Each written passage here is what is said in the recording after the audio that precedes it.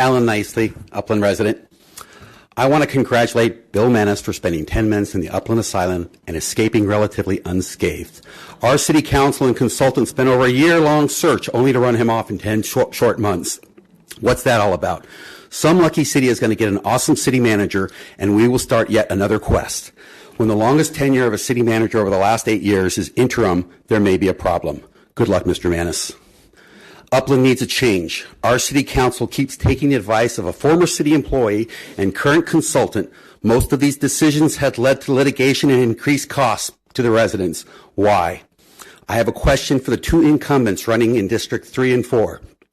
How can you expect to fix the problems facing Upland today when they are mostly caused by your actions or inactions as city council members over the last 8 years?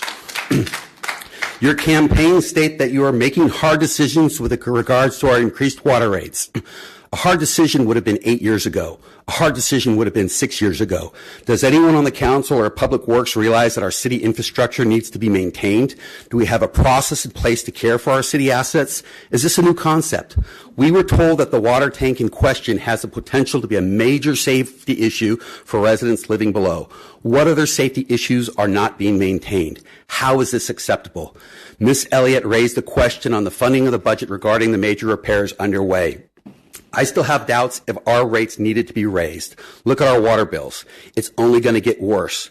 This is not a hard decision. It's either incompetence or malfeasance. We need an independent forensic audit on our city budget. Someone needs to be accountable. Here are 3 examples of questionable spending by our current city council this year alone.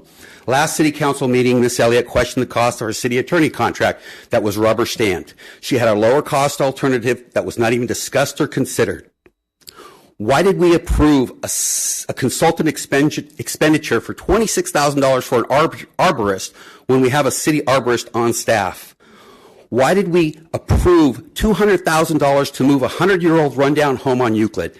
It was an eyesore on Euclid, and it's still boarded up and vacant in its new city lot.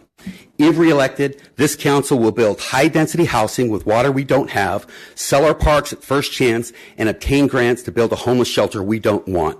Residents, have you received your tax bill yet? We get to pay for our fire department again with property taxes.